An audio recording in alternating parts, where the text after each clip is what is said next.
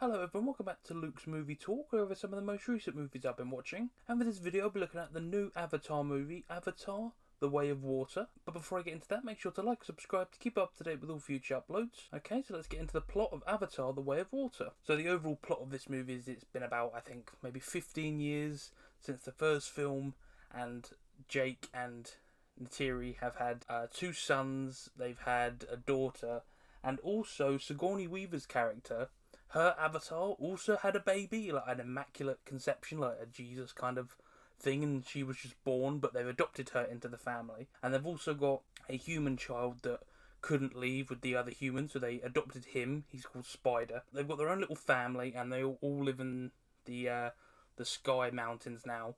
And the story goes over how the humans have now come back, and they've set up base, and they're basically trying to do what they did before. And we find out Stephen Lang's character and all of his group have been brought back as like memory clones into avatar bodies, and they're sent out to get Jake and get his family.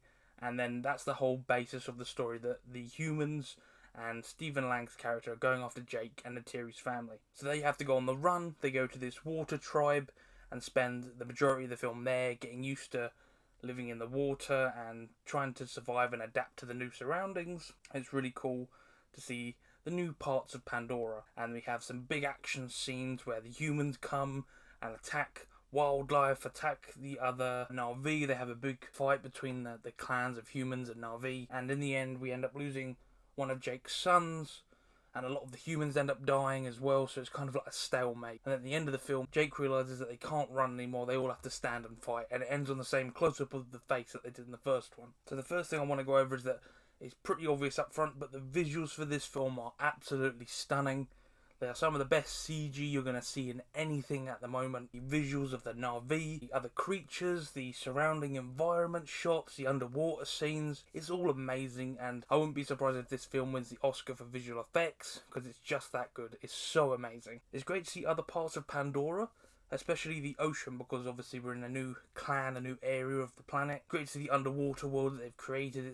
It's very magical, because it's basically this whole new world, these strange creatures, and it's clear water. It's lovely to see, and it's nice to see a different part that's not a jungle. I love to see the creature designs, from the whale-like creatures to the small marine life. We see look like jellyfish, weird fish creatures. They're all so interesting designs and nothing typical about them. They're all very strange and look really cool and have these bioluminescent lights all over them, like the Na'vi on their face.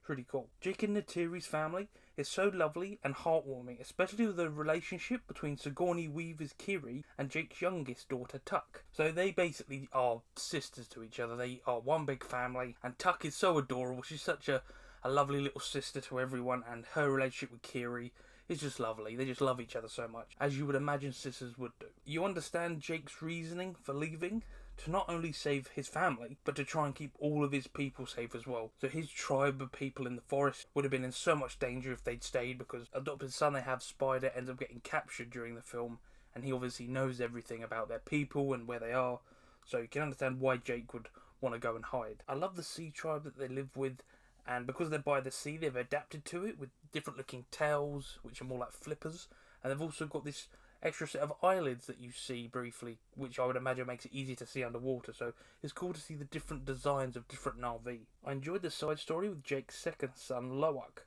meeting and becoming friends with a banished Tolkien, a Payakan, which I think is the whale-type creatures. Spider stands out because obviously everyone else is the blue Na'vi creatures, even the villains in this film, and Spider's literally the only human you see for most of the time.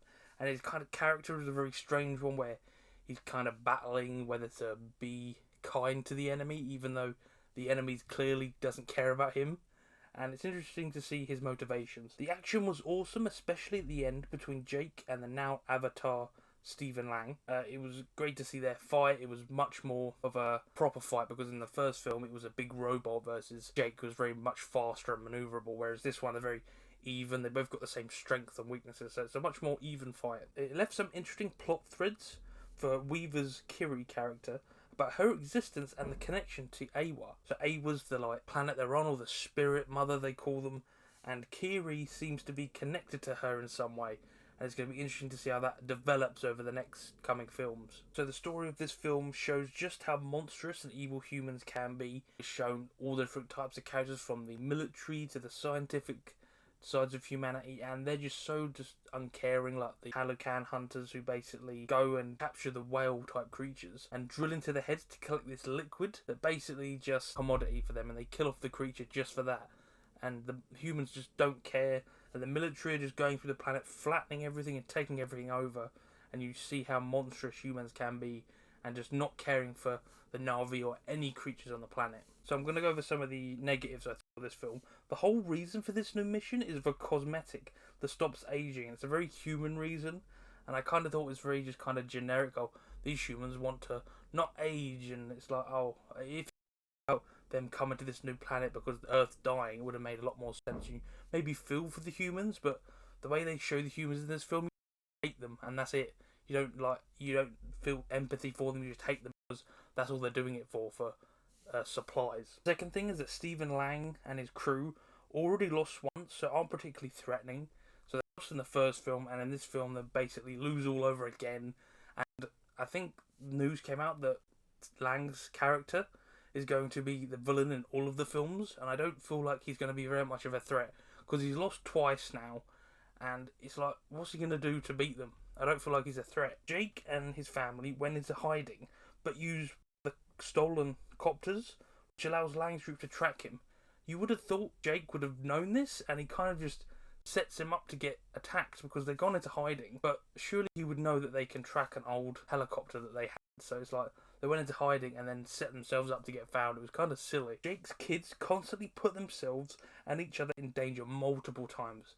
This happens especially like blatantly at the end, where they go and rescue two of them, and then two more get caught, and then another one gets captured, and then another one gets caught.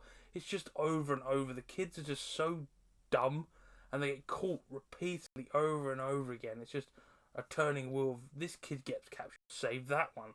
And then it's kind of boring to watch because you thought they would have learned at some point. And like I said, all the kids get captured multiple times, and it's just frustrating to watch because you thought Jake would have at least got in and saved them, or they would have figured out at the start of the film when they got caught first, don't go near them, don't get involved. No, they don't. The last point I wanted to make was that why would Spider help save Lang's character, or even help him through like translations earlier in the film, when they kidnapped him and his family?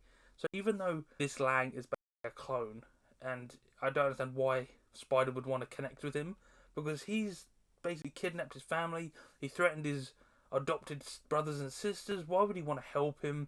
And he sees what he's like when he basically tortures the Na'vi people that live near the water, and he's basically just helping him along the way. And I don't understand why he saves him at the end, because Lang's character is just evil, and he can't really sympathise with him, and I don't know why Spider does. But yeah, that's my thoughts on this film. I had a really good time with it.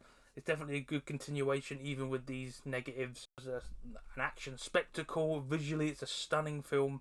So if you love the first film, you'll definitely have at least a fun time with this. But yeah, that's my thoughts on it. If you enjoyed this video, make sure to like and subscribe to keep up to date with all future videos. Until next time, I will see you all later.